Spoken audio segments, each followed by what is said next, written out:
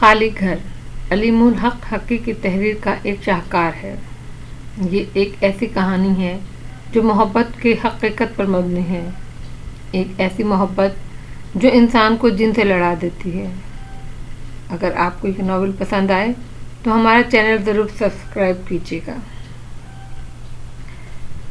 خالی گھر سے ناکام ہو کر جب املی والے بابا کا سپاہی نیاز محمد املی والا بابا کے پاس پہنچا تو املی والے بابا نے اسے اپنی بڑی بڑی اور سرخ آنکھوں سے چند لمحے گھورا، پھر ایک دم غصے میں بولا، تجھے ہم نے اس لیے بھیجا تھا کہ تو وہاں سے ناکام ہو کر لوٹے۔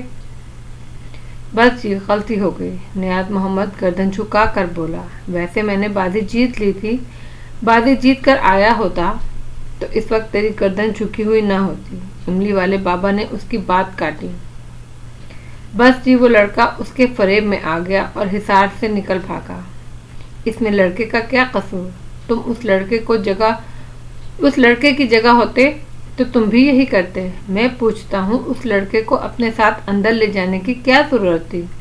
املی والے بابا نے دریافت کیا۔ بس جی، یہی مجھ سے غلطی ہوئی، مجھے اکیلا اندر جانا چاہیے تھا، نیاز محمد نے سر جھکا کر جواب دیا۔ ویسے میرا خیال تھا لڑکا سمجھدار ہے، خاموشی سے میرے پیچھے بیٹھا تماشا دیکھتا رہے گا۔ دیکھ لیا نا تماشا، املی والے بابا نے غصے سے کہا۔ وہاں سے سر پر پاؤں رکھ کر بھاگنا پڑا، اس کے سوا کوئی چارہ نہ تھا، نیاز محمد نے آہستہ سے کہا۔ وہ کیسا مذاق اڑاتا ہوگا ہم انسانوں کا۔ نیاز محمد، تو نے ہماری لٹیا دبوڑ دی، آخر تو نے اس پر اعتبار کیوں کر لیا؟ املی والے بابا نے غصے اور تعصب سے کہا۔ میں سمجھا وہ واقعی تائب ہو گیا ہے، اس نے سزا سے بچنے کے لیے ہتھیار ڈال دیے ہیں۔ میں سمجھا اگر خون خرابے کے بغیر معاملہ نمٹ رہا ہے تو کیوں خواہ اسے سزا دوں؟ ہمارا مقصد تو نیلم کو اس کے پنجے سے آزاد کرانا تھا، نیاز محمد نے دلیل دی۔ تو پھر کر لی لڑکی آزاد تو نے، املی والے بابا نے اس بار طنز بھرے لہجے میں کہا۔ بس جی، چوک ہو گئی، معاف کر دیجیے، نیاز محمد نے بڑی عاجزی سے کہا۔ میں تجھے معاف نہیں کروں گا، تو نے انسانوں کی توہین کی ہے، ہم نے تجھے اپنا سپاہی بنا کر بھیجا، لیکن تو نے حماقت کا ثبوت دیا، تجھے اس حماقت کی سزا تو ملے گی، ہم تجھے تیری پیٹی چھین لیں گے، تجھے لائن حاضر کر دیا جائے گا، تجھ سے تیری بصارت چھین لی جائے گی، اب تو دیواروں کے آر پر نہیں دیکھ سکے گا، املی والے بابا نے آگ برساتے لہجے میں کہا۔ نہیں بابا، مجھے اتنی سخت سزا نہ دیں، مجھ سے میری طاقت نہ چھینیں، نیاز محمد لرز اٹھا۔ جو طاقت دے سکتا ہے وہ طاقت چھیننے کا بھی حق رکھتا ہے۔ یہ کہہ کر املی والے بابا نے وہ جگہ چھوڑ دی جس پر وہ بیٹھا تھا۔ یہ اس بات کی علامت تھی کہ اب اس موضوع پر کوئی بات نہ ہوگی، جو فیصلہ کر لیا ہے اب اسے ہر صورت ماننا ہوگا، قبول کرنا ہوگا۔ نیاز محمد نے بالآخر املی والے بابا کے فیصلے کے آگے سر جھکا دیا۔ پیر کے سامنے کس نے سر اٹھایا ہے؟ اکبر کی عجیب کیفیت تھی، اسے کسی صورت قرار نہ تھا، اس کا دل کسی فیصلے کو ماننے کو تیار نہ تھا، بار بار اس کا جی چاہتا وہ سیدھا اٹھ کر خالی گھر جائے اور سید پور کے جن کی دھجیاں بکھیر دے، لیکن وہ ایسا کر نہیں سکتا تھا۔ ایک تو نیاز محمد جاتے جاتے تنبیہ کر گیا تھا، دوسرے وہ یہ بات اچھی طرح جانتا تھا کہ جن کے آگے اس کی حیثیت ایک تنکے سے زیادہ نہیں۔ اس نے اپنے گھر والوں کو خالی گھر میں جو کچھ ہوا تھا بتا دیا۔ جتائی بازی ہارنے کا سب سے زیادہ اسے ہی دکھ تھا اور راجدہ کچھ زیادہ ہی جذباتی ہو رہی تھی۔ بھائی، آپ تھوڑا صبر نہیں کر سکتے تھے؟ اگر تھوڑا صبر کر لیتے تو اس وقت نیلم بھابھی ہمارے درمیان بیٹھی ہوتی، راجدہ نے کہا۔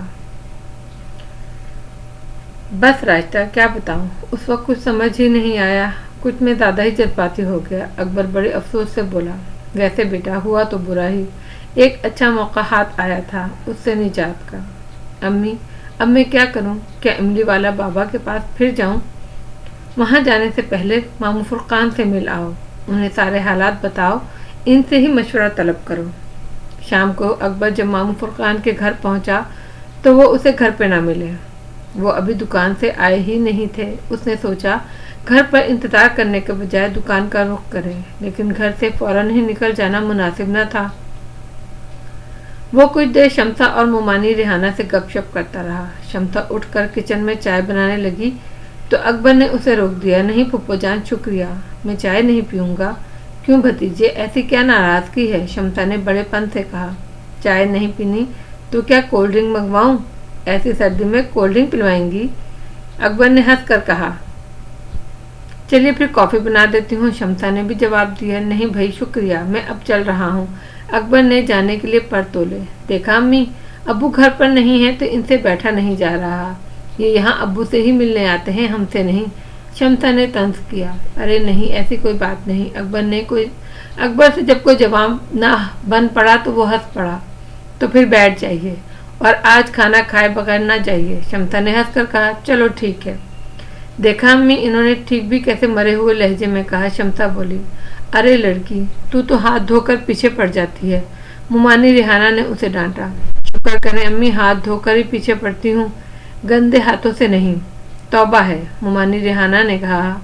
मुमानी जान, इसकी बड़ी जुबान चलने लगी है। अकबर ने शम्सा को तिरछी नजरों से देखते हुए कहा। जरा तमीज से, मैं फूफो हूँ आपकी। शम्सा बिगड़ कर बोली। अच्छा मोहतरमा फूफो जान साहिबा, अच्छा। और ये आपकी मुमानी नहीं, दादी हैं। शम्सा ने अपनी माँ की तरफ इशारा करके कहा। जानता हूँ, अकबर बोला। तो फिर मानते क्यों नहीं? शम्सा ने कहा। भाई मानता भी हूँ, अकबर बोला। तो फिर कहते क्यों नहीं? शम्सा ने फिर कहा।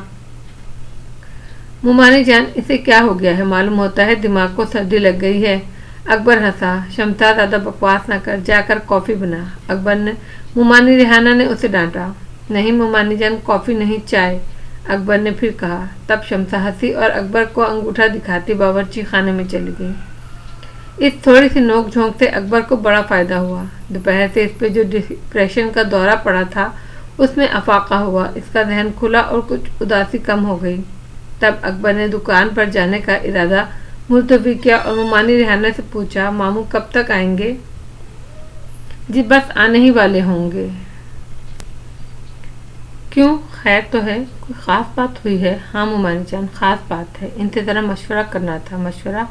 मुमानी रिहाना ने कहा। वो किस सिलसिले में? मामी जान, वो जिन जो है ना सैयदपुर का, उसने एक मरतबा मामू को चोट दी थी। उनके सारे किए किराए पर चंद सैकड़ों में पानी फेर दिया था। इनका वजीफा मुकम्मल न हो सका था। वो मोहल्ले के एक लड़के रिजवान की शक्ल में आकर उन्हें गलीज पानी से वजू करवा गया था। आज भी कुछ ऐसा ही हुआ है। आज भी इसने हमारी आंखों में धूल झोंक दी, अकबर ने कहा। इसी वक्त घर की घंटी बजी। अकबर खुद उठकर दरवाजे पर गया। दरवाजे पर उसके ख्याल के मुताबिक मामू ही थे। ओहो, अकबर साहब आए हैं। मामू ने उसे देखकर खुशी का इजहार किया। जी मामू, अकबर ने उदास लहजे में कहा। मामू को देखकर इस पर जाने क्यों उदासी सी छाने लगी। मामू ने एक गहरी नज़र अकबर पर डाली और अंदाजा कर लिया कि ज़रूर कोई न कोई गड़बड़ है, कुछ न कुछ हुआ है। इस कमीने ने फिर कोई नुकसान पहुंचाया होगा। मामू ने उसके कांधे पर हाथ रखकर उसे अंदर ले आए, उसे मोहब्बत से बिठाया और बोले। अकबर मियाँ कब आए? बस मामू, थोड़ी ही देर हुई है। अब्बू ये तो जा रहे थे, इन्हें बड़ी मुश्किल से रोका है। शम्सा चाय की ट्रे लेकर कमरे में दाखिल हुई। अब तुम लोग इसे सूखी चाय पर खाते हो तो चाय नहीं तो वो जाए नहीं तो और क्या करें? मामू फुरकान ने खाने पीने की अशिया से भरी ट्रे को देखते हुए कहा। अब्बू ये सूखी चाय है? शम्सा चमक कर बोली। इसने ट्रे मेज पर रख कर मुख्तलिफ खानों की चीज़ें अकबर के सामने फैलाई। अब देखें, मेरा इरादा था मैं खाना खा कर जाऊँगा, मगर चाय के साथ इतना कुछ खिला देंगी तो फिर खाना कैसे खाऊंगा? मुझे तो उससे दस्तबरदार ही होना पड़ेगा ना। अकबर ने हंस कर कहा। ठीक है, फिर मैं ये सारी चीज़ें वापस ले जाती हूँ, आप सूखी चाय पिए। ये कहकर शम्सा बड़ी बेतकल्लुफ़ी से सारी प्लेटें ट्रे में दोबारा रखने लगी। अरे शम्सा, क्या कर रही हो? मामू फुरकान ने ज़रा तेज लहजे में कहा। तब वो हंसती हुई सारी प्लेटें मेज पर फैलाकर चली गई। लो भाई अकबर, कुछ खाओ पियो। मामू फुरकान ने बिस्किट की प्लेट उसकी तरफ बढ़ाई। जी मामू, अकबर ने एक बिस्किट उठाते हुए कहा। मामू, उस किताब का क्या बना? वो मिली आपको? हाँ, मिल तो गई थी, मामू फुरकान ने बताया। मिल गई थी से क्या मुराद है? क्या फिर गुम हो गई? अकबर ने पूछा। गुम तो नहीं हुई, लेकिन मिलना ना मिलना बराबर ही है, मामू फुरकान ने जवाब दिया। क्यों? अकबर की समझ में बात न आई। تمہیں تو معلوم ہی ہے اس کتاب کو ہم نے کتنا ڈھونڈا تھا، لیکن وہ کہیں نہیں ملی۔ اس کے لیے پورا گھر چھان مارا، آخر میں وہ الماری بھی دیکھی۔ ماموں فرقان نے کہا، پھر کہاں سے ملی؟ اسی الماری سے، ماموں فرقان نے بتایا۔ لیکن وہ الماری تو ہم لوگوں نے بہت اچھی طرح دیکھی تھی، ایک ایک کتاب نکال کر تلاش کیا تھا۔ اکبر نے حیرت سے کہا، اس وقت نظر نہیں آئی، پھر دوسرے یا تیسرے دن میں نے الماری کھولی تو اوپر ہی رکھی تھی۔ کسی نے بعد میں رکھ دی ہوگی، ماموں فرقان نے بتایا۔ حیرت ہے، اکبر واقعی حیرت زدہ ہوا۔ اس سے زیادہ حیرت کی بات ایک اور بھی ہے، ماموں نے کہا۔ وہ کیا؟ اس کتاب میں سے کچھ صفحات غائب ہیں۔ ارے نہیں، اکبر نے حیرت سے کہا، اور یہ صفحات وہی ہیں جن سے متعلق کچھ عملیات درج تھے۔ ماموں، یہ کیسے ہوا؟ کچھ سمجھ نہیں آتا، ماموں نے کہا۔ یا تو یہ ہوا کہ میں نے خود ہی وہ صفحات نکال کر کہیں اور حفاظت سے رکھ لیے ہیں، یا پھر ان صفحات کو کسی اور نے نکال لیا ہے۔ دوسری بات زیادہ صحیح معلوم ہوتی ہے، اور یہ سید پور کے جن کے علاوہ کسی کی حرکت نہیں ہو سکتا ہے، ماموں نے لاپرواہی سے کہا۔ ماموں، آج میری ذرا سے غلطی سے وہ پھر بچ گیا، ورنہ اڑ گیا تھا، اکبر نے بتایا۔ اوہ، وہ کیسے؟ میں آپ کو بتاتا ہوں ساری تفصیل، سنیں گے تو آپ کو بھی دکھ ہوگا۔ آخر ہوا کیا؟ ماموں نے پریشانی سے پوچھا۔ تب اکبر نے املی والے بابا سے ملاقات سے لے کر نیاز محمد کے خالی گھر میں داخل ہونے سے اور جن سے مقابلہ اور پھر نیلم کے ظاہر ہونے تک کے تمام واقعات پوری تفصیل سے سنا دیے۔ جب اکبر ساری داستان سنا چکا تو کمرے میں کچھ دیر خاموشی رہی۔ ماموں نے نظریں اٹھائیں اور اکبر کی آنکھوں میں دیکھا تو ان کے دل پر چوٹ لگی۔ اکبر کی آنکھیں آنسوؤں سے بھری ہوئی تھیں۔ ارے پرواہ نہ کر، ماموں فرقان نے بے نیازی سے کہا۔ ایک بار وہ مجھے دھوکہ دے گیا، ایک بار نیاز محمد کو جل دے گیا، اب آخر وہ کب تک ہم لوگوں کو جل دیتا رہے گا؟ ایک نہ ایک دن پکڑا ہی جائے گا۔ ماموں، مجھے تو وہ دن کہیں دور تک دکھائی نہیں دیتا۔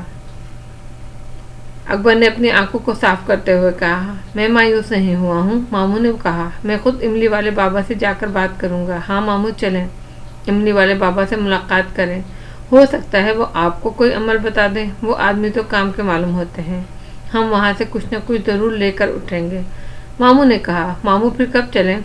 تم ایسا کرو، صبح آ جانا، گاڑی لے آنا، ہم صبح یہاں سے نکل چلیں گے۔ ٹھیک ہے ماموں، اکبر نے خوش ہو کر کہا۔ دوسرے دن وہ گاڑی لے کر صبح ان کے گھر پہنچ گیا۔ ماموں فرقان اور اکبر نے ناشتہ کیا اور پھر وہ دونوں نکل کھڑے ہوئے۔ ملیر پہنچے۔ اس جنگل کے شروع میں جو ہوٹل تھا وہ کھلا تھا، ریکارڈنگ بھی جاری تھی۔ ہوٹل کے مالک نے اکبر کو دیکھتے ہی فوراً پہچان لیا اور بولا، اب کیسے آنا ہوا ادھر بابو؟ ہم اندر جا رہے ہیں، یہ میرے دادا ہیں، انہیں لے کر جا رہا ہوں، میری گاڑی کھڑی ہے، ذرا خیال رکھنا، اکبر نے گاڑی کی طرف اشارہ کر کے کہا۔ آپ بے فکر ہو کر اندر جائیں اور پتھر کھا کر واپس آ جائیں، گاڑی آپ کو یہیں ملے گی۔ مالک نے ہنس کر کہا۔ جنگل میں کار کے داخل ہونے کی گنجائش نہ تھی، اس لیے گاڑی جنگل کے باہر چھوڑ دی۔ جنگل میں ایک چھوٹی پگڈنڈی تھی جس پر موٹر سائیکل چل سکتی تھی۔ اکبر کے پاس موٹر سائیکل نہ تھی اور طارق سے اس نے مانگی نہیں۔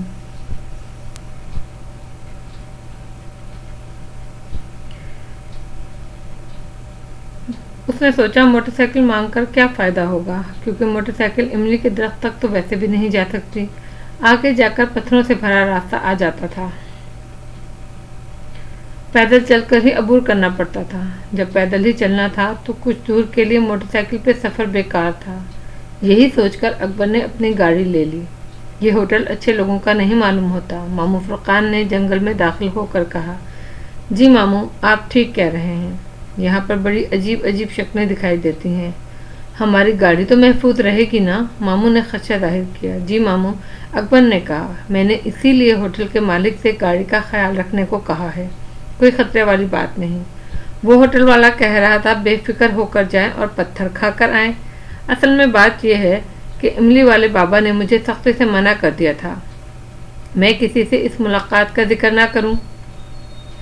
ان کا خیال تھا لوگ خواہ انہیں پریشان کریں گے۔ جب میں املی والے بابا سے بات کر کے آیا تو ہوٹل والے نے مجھ سے پوچھا، ہو گئی ملاقات؟ میں نے غلط بیانی سے کام لیتے ہوئے بتایا، ملاقات نہیں ہوئی، املی والے بابا نے پتھر مار کر بھگا دیا ہے۔ جب ہم املی والے بابا سے واپس آ رہے تھے تو ہوٹل والے نے جب ہم املی والے بابا کے پاس جا رہے تھے تو ہوٹل والے نے منع کیا تھا۔ اس نے کہا تھا املی والا بابا کسی سے نہیں ملتا اور پتھر مار کر بھگا دیتا ہے۔ تو جب ہم املی والے بابا سے مل کر واپس آئے تو ہم نے بھی یہی بیان دیا۔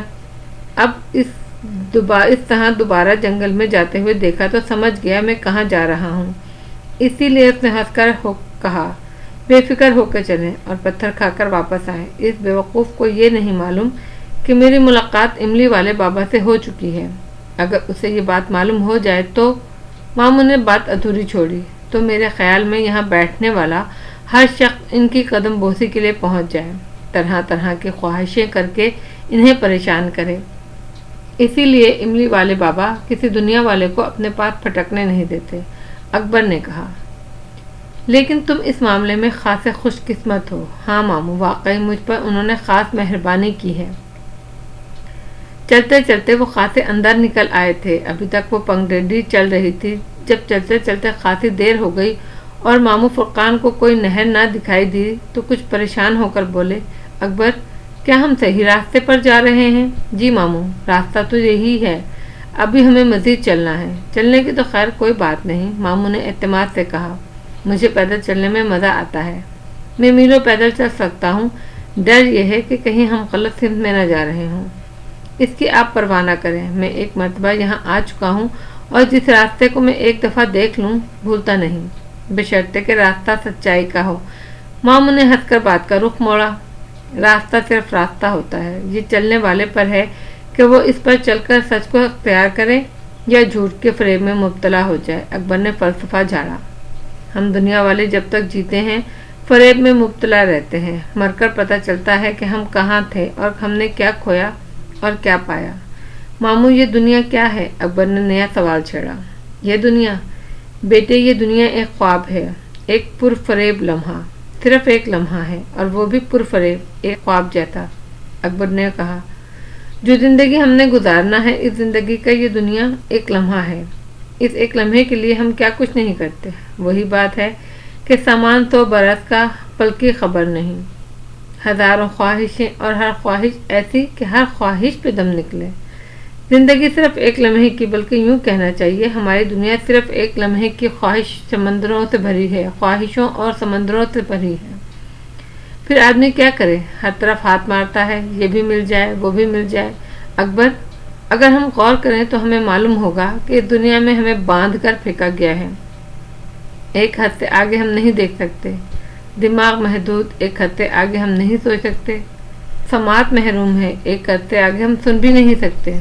اسی طرح ہمارا چھونا چکھنا محدود، دیکھنا محدود، طاقت محدود، ہمارے چار طرف حد بندی ہے، ایک حصار کھچا ہوا ہے۔ لیکن اکبر دنیا اصل نہیں ہے، ہماری اصل کیا ہے؟ اکبر نے ہماری اصل ہمارے جسم سے وابستہ نہیں، ہماری روح سے وابستہ ہے۔ فرقان نے اس کے چہرے پر نظر ڈالی۔ جب ہم زندگی کے اس پرفریب لمحے سے نکلتے ہیں تو ہمیں معلوم ہوتا ہے کہ ہم ہوئے تھے، کس فریب میں مبتلا تھے۔ جسے ہم زندگی سمجھ کر اپنی جان نچھاور کرنے کے لیے تیار تھے، اصل میں وہ زندگی تھی ہی نہیں۔ زندگی تو تب شروع ہوتی ہے جب حد ختم ہوتی ہے، حصار ختم ہوتا ہے، تب کوئی چیز محدود نہیں، پھیل کر کائنات بن جاتے ہیں، ایک لمحہ پھیل کر ابد بن جاتا ہے۔ ماموں فرقان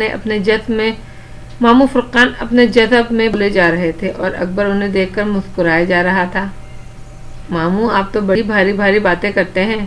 بلا آخر وہ بول، ہاں اس عمر میں یہ بات سب کوئی بھاری نہ عمر ہو، جب تم ہماری عمر کو پہنچو گے یہ باتیں تمہاری خود بخود سمجھ میں آ جایا کریں گی، بھاری نہیں لگیں گی۔ اچھا ماموں یہ بتائیں موت کیا ہے؟ اسے معلوم تھا ماموں فرقان اس وقت بولنے کے موڈ میں ہیں، اور چونکہ منزل دور تھی، جنگل کا راستہ تھا، اس نے سوچا ماموں سے گفتگو جاری رکھی جائے۔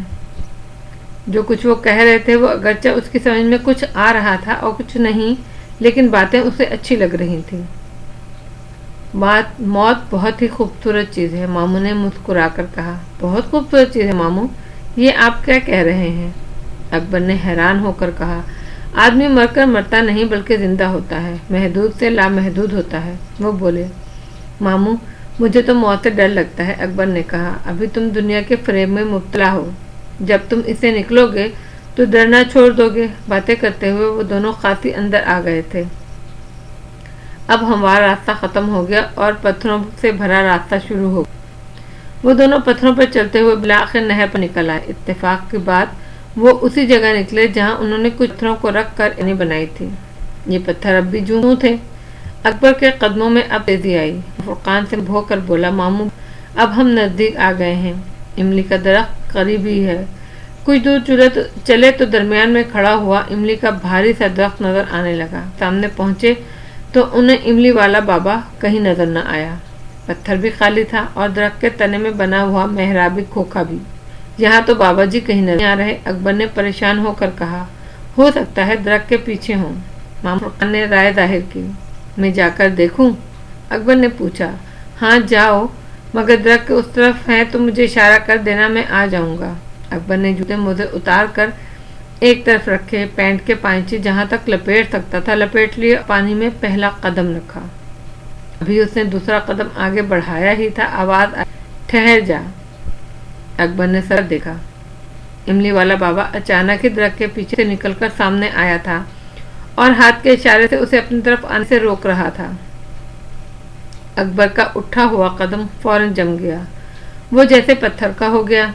तू वापस जा, उसे हमारे पास भेज जो तेरे साथ आया है, इमली वाले बाबा ने हुक्म दिया।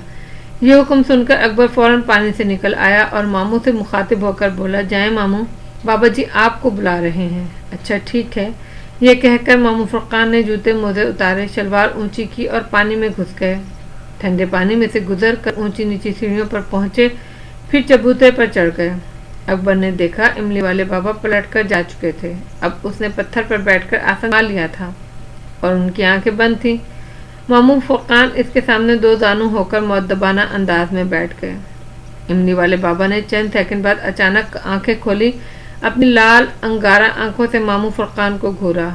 ये अंगारा आंखें देखकर मामू फुरकान को भी काले बिल्ले की ही आंखें याद आईं। जाने क्या बात थी कि बाबा की आंखें देखकर काला बिल्ला ही याद आता था। अकबर को भी इमली वाले बाबा की लाल अंगारा आंखें देखकर काला बिल्ले की खौफनाक आंखें याद आई थीं। क्यों आया है? हमने इस लड़के से मना किया था कि किसी और को हमारा पता न बताए, मगर ये नहीं माना। ये तुझे यहाँ ले आया है। कल को तू किसी और को भेज देगा और फिर यहाँ सर ही सर दिखाई देंगे। यहाँ कवालियाँ शुरू हो जाएंगी। इमली वाले बाबा ने नाराजगी से कहा, नहीं नहीं बाबा, होगा। आप नाराज ना हो, मैं यहाँ अपनी किसी गौर से नहीं आया। अकबर के सिलसिले में आपसे मिलने आया हूँ। इजाज़त हो तो अर्ज करूँ? मामू ने इल्तिजा की। हाँ बोल दादा, तकल्लुफ न तुल। इमली वाले बाबा की नाराजगी थी। आपके सिपाही नियाज मोहम्मद और सैयदपुर के जिनका जो मुकाबला हुआ, इसके बारे में तो आपको मालूम हो गया होगा। मामू फुरकान ने बात शुरू की। हाँ आगे चल, इमली वाले बाबा ने कहा। सैयदपुर का जिन नीलम की शक्ल में बाहर आया। अकबर उसे देखकर जज्बात पर काबू ना पा सक। दरअसल सैयदपुर का जिन बहुत ही चालाक है। अपने शब्दों से इंसान को नहीं मारता, बल्कि नफ्सियाती हरबे भी आजमाता है। मैंने उसे काबू करने के लिए कब्रिस्तान में एक अमल किया था, लेकिन उसने आखिरी वक्त में चालाकी से इस अमल को नाकारा कर दिया और मुझे नुकसान पहुंचाया। मैं मुख्तसर बोल, इमली वाले बाबा ने बात काटी। इस मर्तबा भी उसने नियाज मोहम्मद की तवज्जो तकसीम की और इशार छोड़ने पर मजबूर किया। नियाज की बात ना कर, अपनी कर। बाबा जी, मेरे पास अमलियात की एक नादिर किताब थी। पहले तो वो गुम हुई, जब मिली तो इसमें सफ़ात उड़े हुए थे। किताब की बात ना कर, अपनी बात कर। मैं अकबर के लिए कुछ करना चाहता हूँ। मुझसे उसका दुख नहीं देखा जाता। अब क्या हो सकता है? जो बेवकूफ़ी होनी थी हो गई। इमली वाले ने इशारा नियाज मोहम्मद की तरफ था। खुद नुमाई जिस्म का कोड़ होती है। हमने उसे भेजा था निजात दिलाने। वो वहाँ शोबदों की नुमाइश करने बैठ गया। हम यहाँ दुनिया से छुप कर बैठे हैं। हम चाहें तो रोज़ कवालियाँ करवा सकते हैं, देगें पकवा सकते हैं, लेकिन हमने कभी ऐसा सोचा भी नहीं। हम खामोशी से बैठकर अपना काम किए जाते हैं। खैर, नियाज मोहम्मद को अपने की सज़ा मिल गई है। आइंदा ऐसी हिमाकत नहीं करेगा। मामू फुरकान में हिम्मत ना हुई कि वो इमली वाले बाबा से पूछते कि नियाज मोहम्मद को क्या सज़ा मिली और क्यों मिली। उनकी नज़र में गलती अकबर की थी। अगर वो नीलम को देखकर बेख्तियार ना भागता तो नियाज मोहम्मद की तवज्जो ना बढ़ती। न हिसार से निकलता। बहरहाल ये मामला बाबा और नियाज़ मोहम्मद का था। वो दरमियान में बोलने वाले कौन थे? वो यहाँ बाबा से बात करने आए थे, जिनसे निजात का कोई अमल मालूम करने आए थे। इमली वाले बाबा अपनी बात कहकर चुप हो गया। फिर इसने आंखें बंद की। कुछ देर के बाद उसने अपनी लाल अंगारा आंखें फिर से खोली और बोला, अब कुछ नहीं हो सकता, वक्त हाथ से निकल गया। अब लकीरें रह गई हैं, इन्हें पीटते रहो, सांप तो निकल गया। मामू फुरकान की समझ में कुछ न आया। उन्होंने सवालिया मगर इल्तिजाइया आमेज निगाहों से बाबा को देखा। मैं कह रहा हूँ सांप तो निकल गया, अब लकीर पीटने का क्या फायदा? बाबा फिर बोला, बाबा जी मैं समझा नहीं। मैंने यहाँ कोई मकतब नहीं खोल रखा जो मैं लोगों को समझाता रहूं। जा, अब तू जा यहाँ से, तूने मेरा खासा वक्त बर्बाद कर दिया है। बाबा जी मुझे कोई अमल दें, आपकी बड़ी मेहरबानी होगी। किस चीज़ के लिए अमल दूं? पहले हाजरात करवा कर देख ले, तू तो जानता है हाजरात करवाने वाले बंदे को। इमली वाले बाबा ने मामू फुरकान को गौर से देखा। मामू फुरकान को फौरन दादा गफूर का ख्याल आया। एक वही ऐसे आदमी थे जिन्हें हाजरात का अमल आता और वो इनसे वाकिफ भी था। तेरे दिमाग में जो नाम आया है ठीक है, तू जा वहाँ। इमली वाले बाबा बोले, जा, वक्त बर्बाद न कर। अब इमली वाले बाबा से बहस बेकार थी।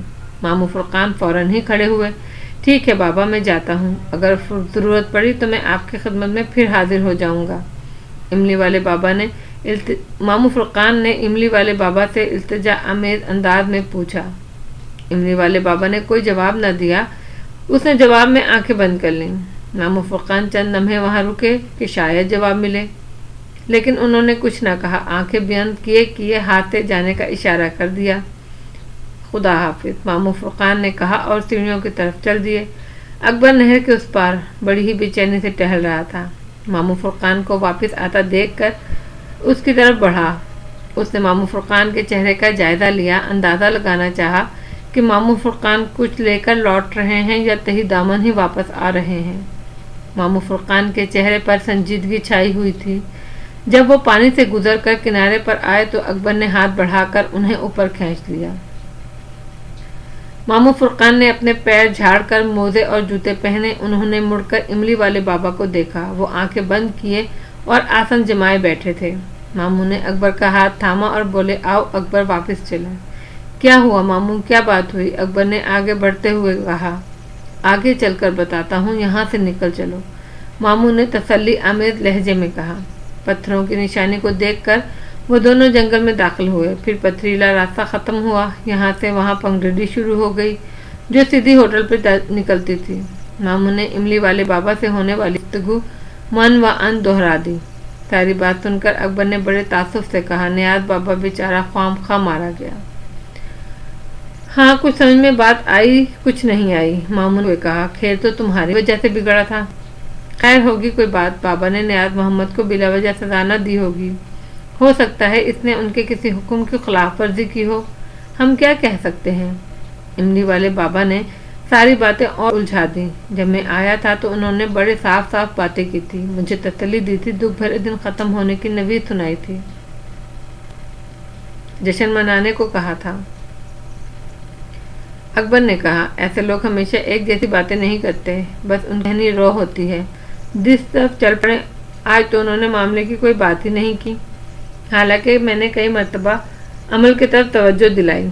दादा इसरार किया तो उन्होंने दादा गफूर का जिक्र कर दिया। हाजरात कराओ, मामू ने कहा। अब दादा गफूर से बात करना होगी, मुमकिन है वहीं जाकर कोई भेद खुले। अब वो दोनों बातें करते करते उस मुकाम पर आ पहुँचे जहाँ उनकी गाड़ी खड़ी थी। वो गाड़ी में बैठकर घर की तरफ रवाना हो गए। घर पहुँचे तो बाबर अली शोरूम जाने की तैयारी कर रहा था। इन्हें देखकर वो रुक गए। मामू क्या हुआ? बाबर अली ने पूछा।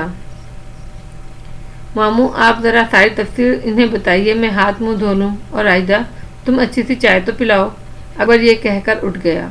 इसके साथ ही राहिदा उठ गई। वो फिर चूल्हे पे केतली रख कर फौरन ही वापस आई मामू फुरकान की बातें सुनने के लिए। मामू ने उन्हें कहानी शुरू ही की थी कि सब लोग तवज्जो सुनने लगे।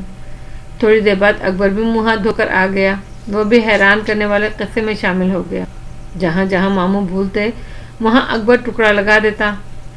मामू ने जब सारी दास्तान दोहराई तो महफिल पर कुछ देर कह रहा। राशिदा, चाय का क्या हुआ? अकबर ने इसी खामोशी को तोड़ा।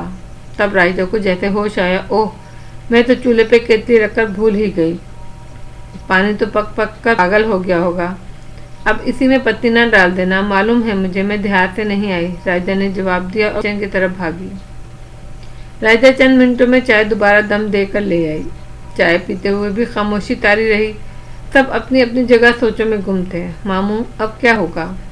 बाबर अली ने बिला आखिर खामोशी तोड़ी। वो मामू फुरकान से मुखातिब होकर बोला, हम लोग जहाँ से चले थे वहीं वापस आ गए। इमली वाले बाबा की तरफ उम्मीद की किरण थी, अब वो भी नहीं रही। मेरा ख्याल है उन्होंने टाल दिया है। हो सकता है बाबर अली तुम्हारा ख्याल दुरुस्त हो। ऐसे लोग ज़्यादा झंझटों में नहीं पड़ते। वैसे उन्होंने हाजरात की तरफ इशारा किया है, इससे कुछ उम्मीद बनती है। और हाजरात के माहिर तो हमारे दादा गफूर ही हैं। मेरा ख्याल है दादा गफूर के पास पहुंचने के पीछे कोई राज ज़रूर है। बहरहाल ये बात तो वहां जाकर ही खुलेगी, मामू ने चाय पीते हुए कहा। काफ़ी देर इस मसले पर बहस होती रही, लेकिन इस बहस का कोई नतीजा ना निकला। नतीजा निकल भी नहीं सकता था। किसी को मुकम्मल हक़ाइक़ का इल्म ही ना था। जिसको जितना मालूम था वो इसी हवाले से बात कर रहा था, दलाइल दे रहा था। बहरहाल इस बात का सबको अफसोस था कि अकबर की एक जज्बाती गलती से बना बनाया खेल बिगड़ गया। नियाज मोहम्मद का भी यही ख्याल था कि अकबर की जल्दबाजी से बसात उलट गई थी, लेकिन इमली वाले बाबा का ख्याल कुछ और था। इमली वाले बाबा ने अपने सिपाही की पेटी उतरवा दी, उसे लाइन हाजिर कर दिया, क्योंकि बाबा के नज़दीक कसूर नियाज मोहम्मद का था, जिसने अकबर को अपने साथ अंदर ले जाने की बेवकूफ़ी की थी।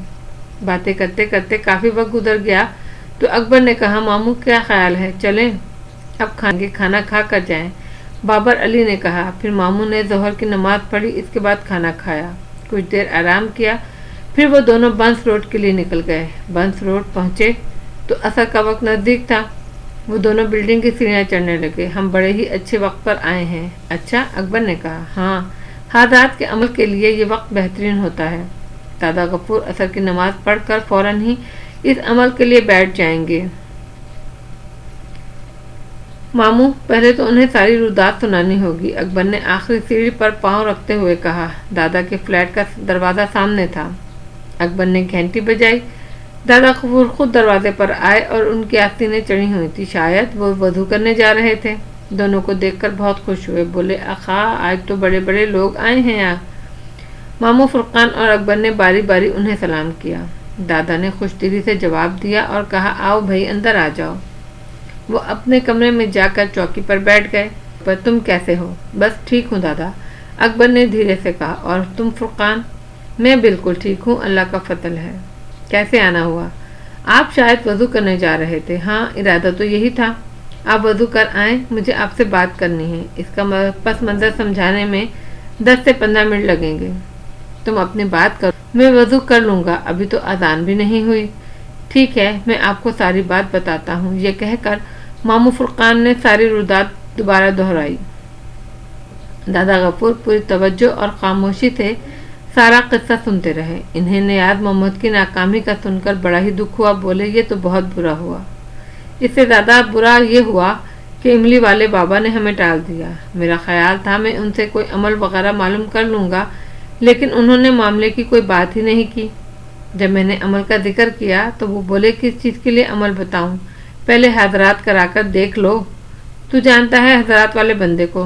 हजरात का नाम सुनकर मेरा ख्याल फौरन ही आपकी तरफ गया तो बोले, तेरे दिमाग में जो नाम है वो ठीक है, बस ये आखिरी बात की। इसके बाद हमें अपने पास से भगा दिया।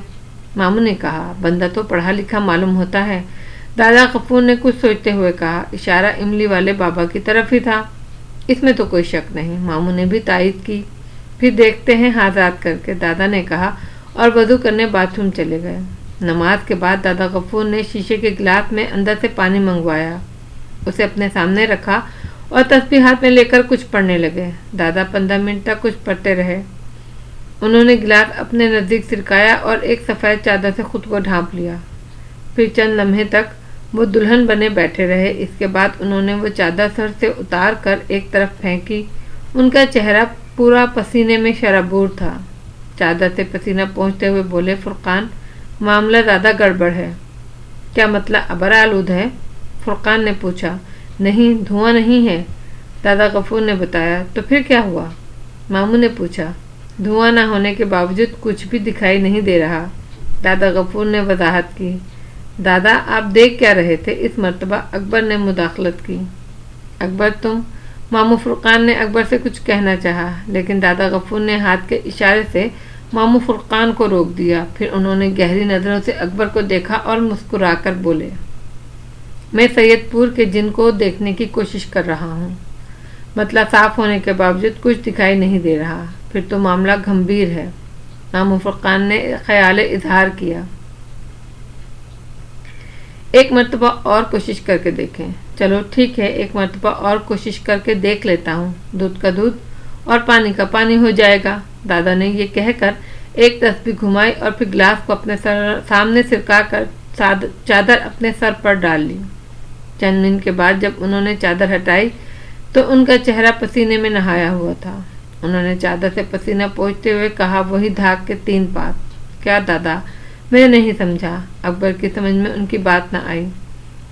अकबर तुम? मामू फुरकान ने अकबर को फिर तनबीह करना चाहिए, लेकिन इस मर्तबा भी दादा गफूर ने उन्हें हाथ के इशारे से रोक दिया। उन्होंने मुस्कुराकर गहरी नज़रों से देखा और बोले, यानी नतीजा वही 0। फिर दादा? अकबर ने पूछा। फिर ये कि मुझे बताओ, तुम दोनों कैसे आए हो? मेरा मतलब है टैक्सी, रिक्शा या गाड़ी से? गाड़ी से, इस मर्तबा मामू ने जवाब दिया। फिर मैं तुम लोगों के साथ चलता हूँ, दादा ने उठते हुए कहा। दादा कहाँ जाएंगे? अकबर ने पूछा। भाई गुलशन चलते हैं, चलकर तुम्हारा घर देख लेते हैं, दादा ने हंसते हुए कहा। ये सुनकर मामू फुरकान का माथा ठनका। दादा गफूर इतनी आसानी से कभी घर से नहीं निकलते थे। अब वो फौरन ही गुलशन जाने के लिए तैयार हो गए थे। तो यानी मामला ज़रूर संगीन तरीन था। मामू फुरकान ने इनसे कोई सवाल ना किया। वो दादा गफूर के साथ खुद भी उठ खड़े हुए। आइए चलें। तीनों बिल्डिंग की सीढ़ियाँ उतर कर फुटपाथ पर आए तो सामने ही गाड़ी खड़ी थी। अकबर ने आगे बढ़कर ड्राइविंग सीट संभाली और गाड़ी का पिछला दरवाज़ा खोल दिया। दादा गफूर और मामू फुरकान दोनों एक साथ पिछली सीट पर बैठ गए। अकबर ने गाड़ी को गुलशन के रास्ते पर डाला। जब गाड़ी खाली घर तक पहुंची तो अकबर को ख्याल आया, घर के गेट पर तो ताला पड़ा है और इसकी चाबी इस वक्त उसके पास नहीं। उसने दादा से मुखातिब होकर कहा, दादाजी गेट पर ताला है और चाबी घर पर है। कोई बात नहीं बेटा, ऐसा करो, हमें यहाँ खाली घर पर उतार दो और खुद जाकर चाबी ले आओ, बेहतर। ये कहकर अकबर ने गाड़ी खाली घर के सामने रोकी। दादा गफूर और मामू फुरकान गाड़ी से उतर गए। मैं चाबी अभी लेकर आता हूँ, यह कहकर अकबर ने गाड़ी भगाई। घर पहुंचकर उसने जल्दी जल्दी गाड़ी का हॉर्न दिया और फिर नीचे उतर के घंटी भी बजा दी। चंद सेकंड के बाद गेट साबरा ने खोला। साबरा को कुछ कहने से पहले ही अकबर बोला, अम्मी खाली घर की चाबी ला दें, जल्दी करें। मैं तुम्हें वहाँ नहीं जाने दूंगी, साबरा ने परेशान होकर कहा। अरे अम्मी, वक्त ज़ाया ना करें, दादा गफूर और मामू वहाँ मेरा इंतज़ार कर रहे हैं। मामू और दादा दोनों हैं तो मैं ला देती हूँ चाबी, लेकिन ये दादा किस तरह आ गए गुलशन? वो तो घर से निकलते नहीं। अम्मी ये बातें बाद में, पहले चाबी ला दें। अच्छा लाती हूँ, ये कहकर साबरा तेज़ी से घर में गई। कुछ ही सेकंड में चाबी अकबर के हाथ में थी। अकबर ने चाबी जेब में डालकर गाड़ी घुमाई और तेज़ी से खाली घर की तरफ रवाना हुआ। दादा गफूर और मामू फुरकान उसके इंतज़ार में गेट पर खड़े थे। उसे गेट पर लगा ताला खोला और पीछे हट गया। मामू फुरकान ने गेट का कुंडा खोलकर उसे जोर से धक्का दिया। गेट के दोनों पट तेज़ी से खुल। दादा गफूर ने कुछ पढ़कर कदम आगे बढ़ाया। मामू ने उसके साथ आगे आगे चलना शुरू किया। उन दोनों के पीछे अकबर ने कदम बढ़ाया तो मामू ने उसे हाथ के इशारे से रोक दिया और बोले, अकबर तुम गेट पर ही हम लोगों का इंतज़ार करो। अकबर ने मामू को कोई जवाब ना दिया। इसने इल्तिजा अमीर नज़रों से दादा को देखा। फुरकान ठीक कह रहा है, तुम्हारा हमारे साथ जाना मुनासिब नहीं। ये कहकर दादा ने मामू का हाथ पकड़ा और खाली घर के अहाते में दाखिल हो गए। अकबर गेट पर खड़ा उन्हें खामोशी से अंदर जाता देखता रहा और सोचने लगा, अल्लाह जाने उन दोनों को क्या हशर होने वाला है। अकबर को नहीं मालूम था दादा यहाँ क्यों आए हैं, लेकिन उसे इतना अंदाज़ा था कि वो सैयदपुर के जिन के सिलसिले में ही यहाँ आए हैं। इसके दिल से फ़ौरन ही दुआ निकली, ऐ अल्लाह دادا غفور کو اپنے مقصد میں کامیاب کر۔ دادا غفور اور ماموں فرقان جب گھر کے دروازے پر پہنچے تو ماموں نے پیچھے مڑ کر دیکھا اور انہیں دیکھ کر اکبر نے الوداعی انداز میں ہاتھ ہلایا اور پھر ہاتھ کے اشارے سے سمجھایا کہ وہ کھلے گیٹ کو بند کر دیں اور کھڑا ہو کر ان کا انتظار کریں۔ اکبر نے اشارہ پاتے ہی گیٹ کے دونوں پٹ بند کر دیے۔ پٹ بند کرنے سے پہلے اس نے گھر کے دروازے پر ایک نظر ڈالی۔ دادا غفور اندر جا چکے تھے۔ ماموں فرقان دروازے میں داخل ہو رہے تھے۔ پھر اس نے گھر کا دروازہ بند ہوتے دیکھا۔ تب اکبر نے بھی گیٹ بند کیا اور گیٹ کے ستون سے ٹیک لگا کر کھڑا ہو گیا۔